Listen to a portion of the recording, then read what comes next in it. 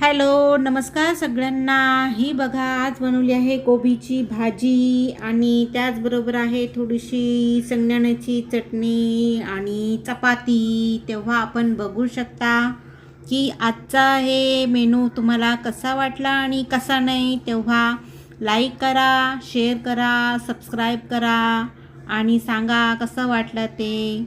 पुन्हा भेटूया आपण पुढच्या नव्या रेसिपी बरोबर। तेव्हा धन्यवाद।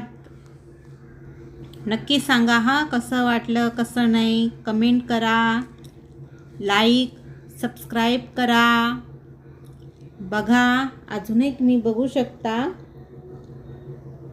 कोबीची भाजी, शेंगदाण्याची चटणी आणि चपाती। या मग जेवायला। कसली वाट बघताय? Bye bye.